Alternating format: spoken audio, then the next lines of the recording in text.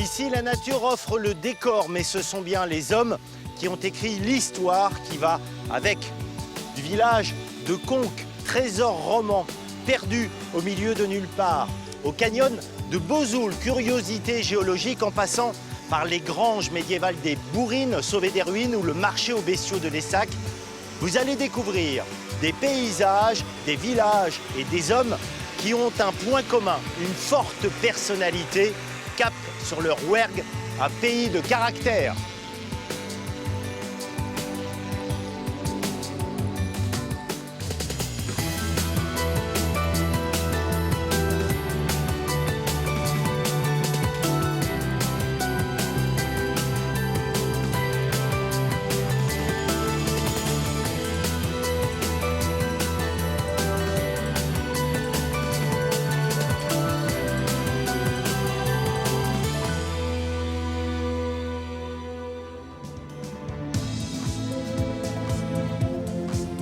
Le Rouergue est une ancienne province du midi de la France. À peu de choses près, elle correspond à l'actuel département de l'Aveyron. Nous commençons nos escapades par la partie la plus au nord, la plus escarpée, la plus sauvage. Un petit bout du monde isolé, austère. C'est pourtant ici que l'on trouve l'une des cités médiévales les plus splendides de France, Conques. Dès le Xe siècle, Conques fut un pôle d'attraction pour les habitants de la région, mais aussi pour les pèlerins. Ville chrétienne, ville-étape, ville prospère. Économiquement, ça va changer beaucoup de choses pour Conques d'être une ville de pèlerinage. Ah oui, de toute façon, il y a tout le commerce que génère évidemment des activités ecclésiastiques, donc la vente de cierges, les auberges et aussi les habitants de Conques qui eux-mêmes vont finalement loger contre évidemment rémunération des pèlerins de passage. Il y a évidemment toute la structure aussi pour nourrir ces gens. Il y a aussi des artisans tout à fait exceptionnels qui vont être attirés par Conques. Donc Conques devient un vrai centre culturel. Conques, maintenant qu'on voit si petite finalement avec quelques centaines d'habitants, va au plus grand de son expansion compter plusieurs milliers d'habitants. Conques est bien sûr une étape sur les chemins de Saint-Jacques de Compostelle, mais c'est surtout un lieu de pèlerinage en soi, où l'on venait vénérer des reliques réputées pour accomplir des miracles. Pour remonter à l'origine de la prospérité de la cité, Marie nous emmène dans l'ancien réfectoire des moines, à côté du cloître. Derrière une immense porte coffre-fort, des vitrines sous alarme, surveillées en permanence. Voici le trésor de Conques, une concentration d'orfèvrerie médiévale parmi les plus importantes au monde, composée principalement de reliquaires. Celui-ci, le A de Charlemagne, est supposé contenir les reliques de la vraie croix. Parfois, la forme épouse le contenu, comme avec ce bras en or qui abriterait les os du poignet de Saint-Georges. Ce coffre précieux, la châsse de Pépin, réalisé autour de l'an 1000, contiendrait plusieurs reliques, dont le cordon ombilical du Christ. Voici la pièce maîtresse du trésor de Conques, donc la statue reliquaire de Sainte-Foy, qui, comme le nom l'indique, contient les reliques de la Sainte. Ce qui compose le reliquaire d'origine, si on veut, c'est simplement la tête. Donc c'est un chef reliquaire dans lequel on a placé le crâne de Sainte-Foy et quelques vertèbres cervicales. À l'intérieur de cette statue, on peut voir, du moins collé à cette statue, énormément de camées, d'intailles, de gemmes, de jeux de filigrane d'or. Donc elle est extraordinairement composée d'objets disparates. Et des détails à voir qu'il faut aller chercher parfois même derrière. Absolument. Il s'agit d'une intaille carolingienne, une crucifixion absolument de toute beauté qu'effectivement on peut regarder en étant très attentif parce que c'est extrêmement petit. C'est à l'intérieur d'un cristal de roche en fait, hein, cette scène. Oui, c'est ça, absolument. Donc pour les Conquois et pour les pèlerins, c'était évidemment honorer non pas la statue, c'est-à-dire finalement une idole, mais honorer l'intérieur de cette statue, à savoir le crâne et les ossements de Sainte-Foy. Pour abriter ces reliques, il fallait un écrin à la mesure de leur importance. Le voici, l'abbatiale Sainte-Foy, construite au XIe siècle par les plus grands maîtres de l'art roman. L'édifice, aussi bien dans sa structure que dans ses décors, n'est que symbole, image, destiné à agir sur le visiteur. Pour les pèlerins du Moyen-Âge qui arrivaient, après avoir traversé l'Aubrac, ces dangers, le froid, arriver sur cette abbatiale devait apparaître comme un moment presque de grâce. Cet édifice, comme tout le village, il a dû composer aussi avec son environnement. Absolument. On a ce terre-plein sur lequel on a construit finalement une abbatiale qui est assez ramassée. Donc c'est vrai qu'on a dû certainement préparer le sol, mais en même temps, la forme de l'édifice a joué avec cette structure. Donc on a finalement un édifice qui ne sera pas si long que ça, puisqu'il fait 56 mètres, ce qui n'est pas très très long. Un transept beaucoup plus large par contre, et finalement toute une masse qui se trouve vers l'est. Comme toutes les églises, Sainte-Foy est orientée au sens propre du terme. Le chœur est à l'orient, à l'est, au soleil levant. L'entrée à l'opposé, au soleil couchant. L'objectif est bien d'amener le visiteur à changer d'état, à cheminer sur un parcours initiatique qui commence ici, sur le parvis, devant ce chef-d'œuvre de la sculpture romane. Ce tympan, réalisé au XIIe siècle, représente le jugement dernier. Au centre, le Christ, juste en dessous la résurrection des morts, puis la pesée des âmes. Les bons chrétiens vont au paradis où règne l'harmonie, la lumière, tout l'opposé de l'enfer où chaos, supplice attendent les pécheurs. Je me trompe, Marie, où il y a un petit démon qui essaye de tricher à la pesée des âmes? Oui, d'ailleurs, sa manigance, son petit jeu ne fonctionne pas puisqu'on voit bien que finalement le plateau de la balance qui se trouve devant Saint-Michel est resté finalement le plus lourd. Alors qu'il met le doigt pour le faire pencher de son côté. Absolument, et finalement la tentative ne marche pas. Une bonne âme est une bonne âme, quoi qu'on fasse. Dans cette partie de l'enfer, on a l'impression que les sculpteurs s'en sont donnés à cœur joie. Ah oui, on a l'impression qu'ils étaient un petit peu plus limités, qu'ils avaient des règles un petit peu rigides à suivre sur la partie gauche, où les visages sont assez précis, assez clairs. Et là, on a l'impression qu'ils se sont amusés. Ils ont mélangé des formes. Ils ont mis des oreilles de lapin à un personnage. Ils se sont amusés à mélanger des formes différentes, à créer une espèce de Satan étonnant avec une couronne de cheveux hirsutes. On voit évidemment l'orgueilleux qui est jeté au bas de son cheval, on voit le couple adultère, mais on peut voir des choses beaucoup plus étonnantes peut-être. C'est finalement comment une démone décide de décharner un individu et la peau est tirée pour être donnée à un démon qui au-dessus d'elle la mange. Donc on a vraiment tout un jeu dans la représentation des supplices, les langues coupées, tirées pour être découpées, etc. Donc c'est vrai que là, ils se sont bien amusés. L'œil est attiré vraiment par ce tympan, mais les sculpteurs, ils sont un petit peu amusés à envoyer des clins d'œil, des choses un peu plus dissimulées. Au-dessus de ce tympan extrêmement visible, nous avons une voussure dans laquelle est caché et représenté donc, ce qu'on appelle les petits curieux. Ah oui, donc, nous en... tout autour. Hein. Voilà. Donc au-dessus du Christ, nous en avons un qui a les bras ouverts, puis un visage beaucoup plus régulier, peut-être beaucoup plus beau suivant nos critères actuels, que les petits curieux qui finalement, avec leur raie au milieu, leur petit nez qui repose sur le bandeau et leurs mains au-dessus, en dessous, semblent un petit peu plus grotesques.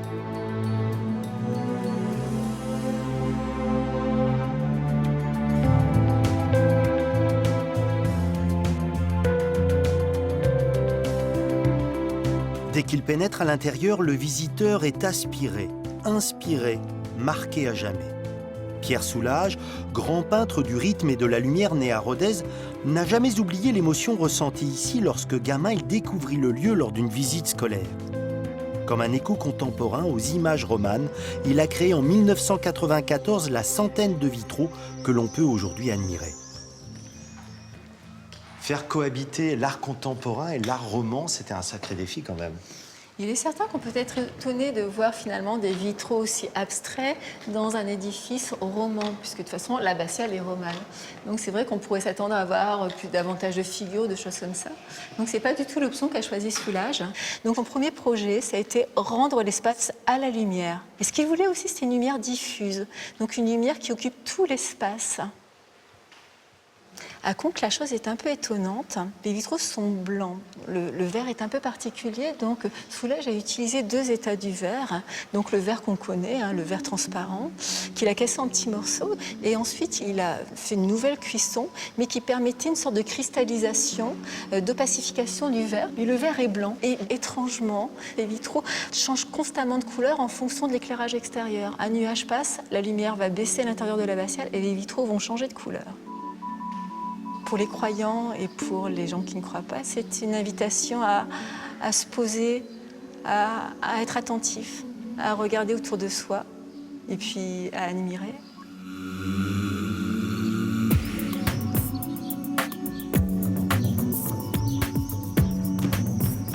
L'Aveyron tire aujourd'hui encore une bonne partie de sa richesse de l'agriculture et de l'élevage.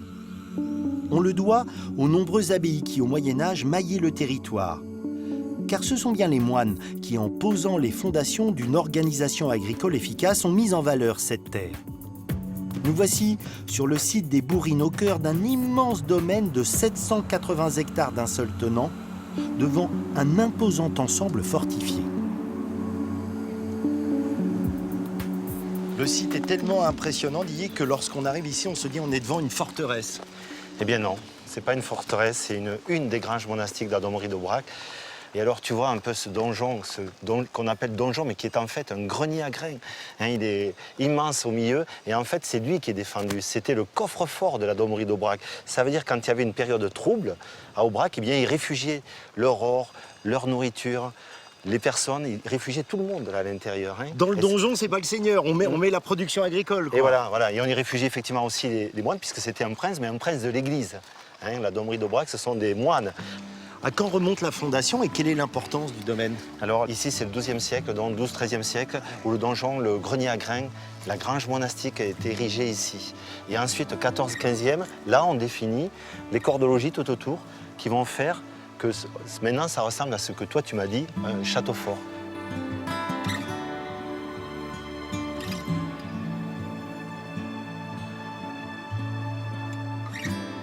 Le domaine ne va cesser de se développer au point de devenir, au XVIIIe siècle, l'un des plus importants de France. L'immense porcherie est une belle illustration de cette réussite. Il y a 100 ans, elle servait d'ailleurs de modèle dans les traités d'architecture rurale. Un, deux, trois.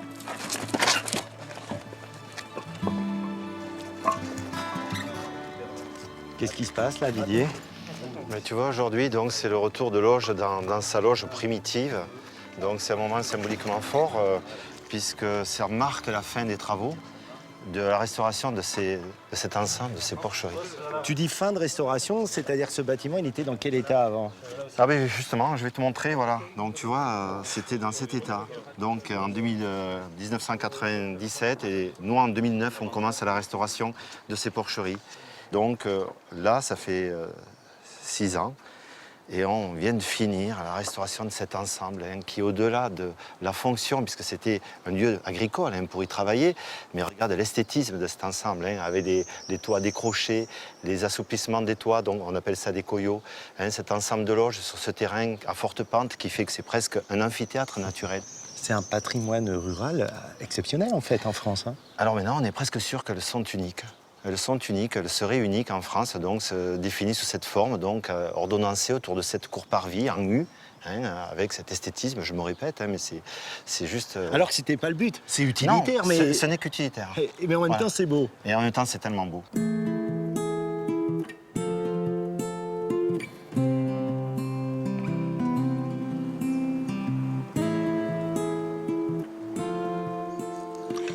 Mais ça travaille de partout, Christine. Qu'est-ce qui se passe ici? Alors, ça se salit tout le temps, on a toujours du nettoyage à faire. Et comme c'est un lieu de visite, ici, on souhaite que ce soit toujours impeccable. Et là-bas? Et alors là-bas, c'est le mur du trapèze, que nous appelons le mur du trapèze de la gestion des eaux d'écoulement des Bourrines. C'est un nom très long, très compliqué, mais qui explique bien ce qu'est la gestion de l'eau ici. C'est quelque chose de fabuleux. Qui a été initié par les moines au départ et ensuite, au fil du temps, qui a été toujours conservé et qui fonctionne aujourd'hui encore. Au total, vous êtes combien de bénévoles dans l'association? Alors au total, nous sommes une 60aine de bénévoles, été comme hiver. L'idée, c'est un peu plus que protéger et sauvegarder du patrimoine. L'idée, c'est un peu plus. On a au départ, bien sûr, la sauvegarde du patrimoine, mais au fil du temps, il s'est créé entre nous tous un esprit, je dirais, presque de famille. Au départ, c'est le patrimoine, mais après, c'est une autre dimension, c'est la dimension humaine, c'est l'aventure humaine. Voilà. Tu as les yeux qui brillent quand tu parles de tout ça, ouais, le sourire, ouais. Ça rend heureux apparemment. Ça rend heureux. Et ici, en plus, c'est un lieu choisi par des moines, donc il y a une dimension aussi un peu spirituelle et un côté apaisant. On est bien ici. Dans les images d'Épinal liés aux Aveyronnais. On dit parfois ils sont un peu pingres, près de leur sous. Âpres. Âpres-gains. Mais dis donc, généreux sur le reste quand même. Généreux. Quand ils donnent leur amitié, c'est sans faille. Après, ce sont des gens qui sont habitués à travailler dur. Et c'est pour ça qu'ils sont âpres-gains. Parce que c'est dur à gagner. Et donc, on fait attention quand on le dépense. Et quand il faut partager son quand il faut cœur... partager son cœur, son pain, son saucisson, eh bien, c'est ça. C'est ça, la convivialité avéronnaise.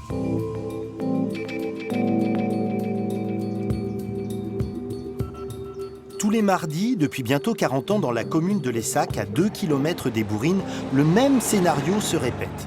Dès 6 h du matin, les camions viennent débarquer des centaines de bêtes sur le foirail. Les premières foires de Lessac, privilège royal, remontent au XVe siècle. Bien sûr, l'ambiance a changé, mais le principe est le même. L'un vend, l'autre achète. Avec plus de 100 000 têtes vendues, le marché de Lessac est le 2e de France.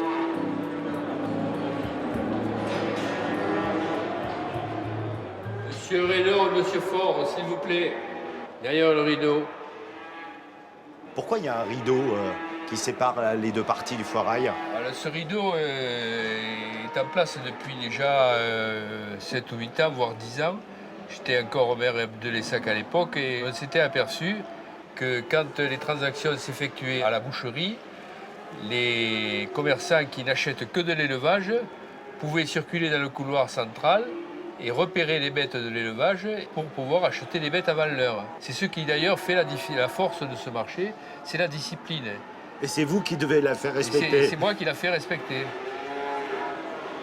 Le type là dehors. Le type là-bas dehors.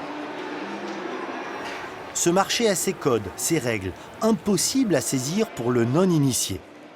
Qu'on ne s'y trompe pas, derrière les blouses noires et les cannes, se cachent de redoutables négociateurs. Ouverture des rideaux pour les transactions à l'élevage, s'il vous plaît. Les transactions sont ouvertes à l'élevage.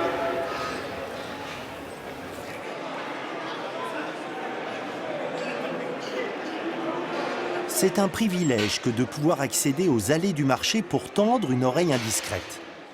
Antoine, un ancien acheteur, sait bien qu'à l'ouverture, tout se joue en quelques minutes, parfois quelques secondes. C'est quand même un marché, si tu connais pas les règles, t'es perdu ici. Ah oui, ça va. Pour vous, c'est pas facile, sûr. Ça va très vite. Vous arrivez derrière une bête, le gars, il sait combien qu'elle pèse. Il sait. Tu lâches un trader de Wall Street ici, il est perdu. Ah oui, il est perdu. Alors, c'est un milieu de professionnels. Les acheteurs sont des professionnels, c'est leur métier. Donc, ils ont leur métier jusqu'au bout des doigts. Il y a énormément d'argent en jeu, ça va vite. Et selon que vous faites l'affaire, où ça gagne ou ça perd. Ça ne peut pas perdre éternellement. Et là, je vois des poignées de main un petit peu partout. Qu'est-ce que ça signifie? D'une part, c'est le respect. Puis, quand on a à vendre, on est beaucoup plus respectueux. Celle-là, là. Je veux le vendre 10 à la fraise, je peux le vendre. 18, tu peux pas? Non, je peux pas. 20 centimes de mieux? Non plus. Je te le vends. Viens ici, je te le vends pour 10 euros. Allez, fais le ticket! Fais le ticket, mais regarde quand même. Il vaut mieux de blesser qu'un mort, un petit mètre. Hein. Non, mais celui-là, la blonde, je vais te dire, elle vaut 1 million. Allez. Eh bien, la blonde, j'ai 1 million. Eh bien, mais non, l'autre deux, on en voulait 84, on te l'a laissé pour 8 000. Mais on s'en et toi? Mais tu fais rien, 8 000, c'est pas les vrais prix, hein. Bien souvent ici, on négocie encore en anciens francs. Ça laisse une marge de manœuvre plus importante aux discussions. Ça négocie dur, hein. Ouais. Ah oui, mais... Derrière tout ce marché des bestiaux, en fait, c'est quand même une histoire d'hommes qui se retrouvent. Ah oui, c'est une histoire d'hommes qui se connaissent bien. Tout le monde se connaît parfaitement bien. On connaît les gens là mieux que leurs voisins. Pourquoi? Parce que quand vous touchez à l'argent des gens, vous les connaissez. Il faut toucher à l'argent des gens pour les connaître. Ça, c'est un Aveyronnais qui dit ça. Non, hein, c'est un ça. Cantalou, là. Un Cantalou. C'est un peu pareil entre les Cantalous et les Aveyronnais.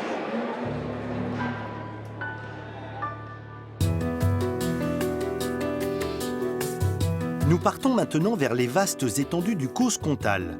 Ce plateau, d'une altitude moyenne de 500 mètres, semble sans fin. Mais la nature s'est ici réservé des surprises.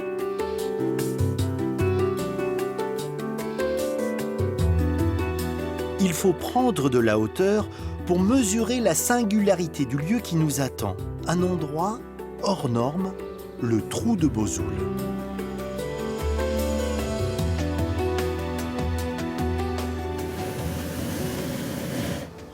La vision du ciel est juste incroyable. Comment la nature a-t-elle pu dessiner un tel canyon?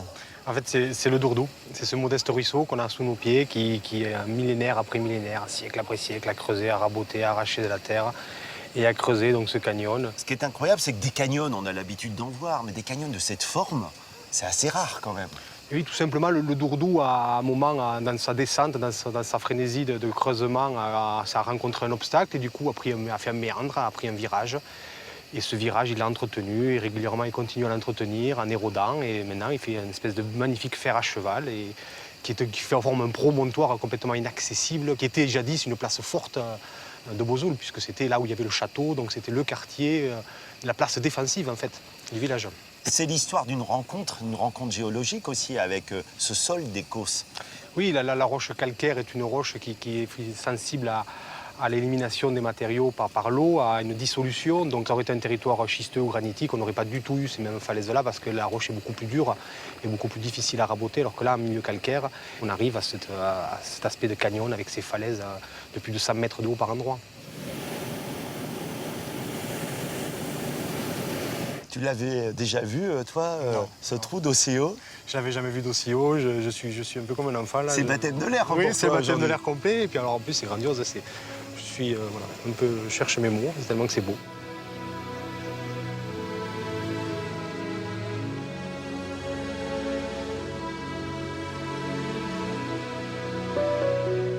La configuration du site, naturellement protégé, en a fait un lieu idéal pour les hommes. Le quartier dit du Château, où les comtes de Rodez avaient élevé leur résidence secondaire, occupe tous les ponts rocheux.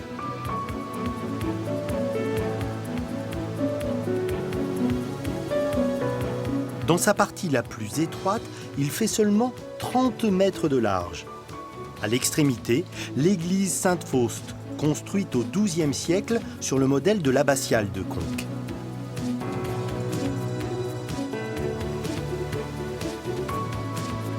Nicolas est un enfant de Bozoul. Il connaît tous les coins et recoins, même les plus inaccessibles. Sa vocation de naturaliste est née ici, quand gamin, il explorait ce canyon. On a du mal à réaliser qu'un si petit cours d'eau ait pu creuser ce si grand canyon. Alors j'imagine qu'à l'époque où il a creusé le canyon, il va être beaucoup plus gros et beaucoup plus puissant que ça. Mais voilà, il ne faut pas se méprendre. Là, aujourd'hui, il se présente sous les traits d'un petit ruisseau sympathique, mais il peut vraiment monter en débit, en gabarit très, très rapidement. Pour avoir une telle puissance, il arrive d'où et il passe par où? Alors, il prend sa source exactement au niveau de la Soute et il va descendre jusqu'à Conques. Cette cascade, elle permet de comprendre un petit peu justement le travail de l'eau dans cette roche calcaire du Corse. Exactement, on voit bien qu'il a décapé par plaques, on voit bien que des plaques de calcaire sont parties, puisque ça fait des marches escaliers qui nous ont permis de grimper jusque-là d'ailleurs. Et si on regarde la falaise, on voit bien cette stratification du calcaire qui fait que entre l'alternance de calcaire plus tendre, de calcaire plus friable et de plus dur, il y a des parties qui partent, et si c'est une partie du dessous qui s'en va, ça fait suivre les parties du dessus. Il y a toujours quelques cailloux qui tombent de la falaise. Il faut surveiller, il faut faire attention. Alors au-dessus, il y a le quartier du château, et là, il y a quand même des hommes qui sont venus s'installer. En haut, on se protège, ici, on travaille. Oui, c'est ça. Dans les périodes où les temps étaient incertains et la sécurité difficile, au XVIe siècle, ou pendant les périodes de guerre de religion, être sur un promontoire où on a juste à se préoccuper d'une entrée principale, en termes défensifs, c'est extraordinaire. Alors.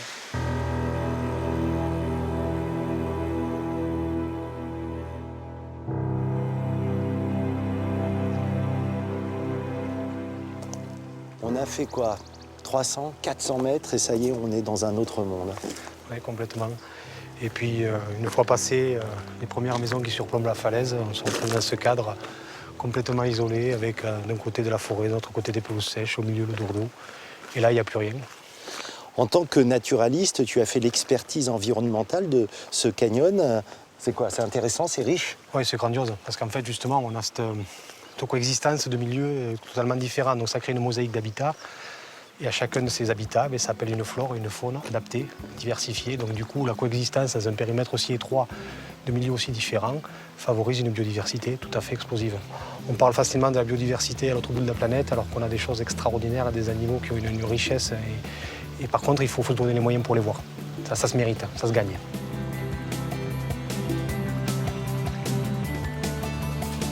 Impossible de résumer en quelques mots l'identité du Rouergue, faite d'un passé, d'une histoire partagée, d'un certain art de vivre, mais aussi de codes dont il faut les clés. Reste que l'on ressort de ce voyage en Aveyron définitivement convaincu que les hommes ont fini par ressembler aux paysages dans lesquels ils vivent. Et avouez-le, il est difficile de ne pas être charmé par leur forte personnalité.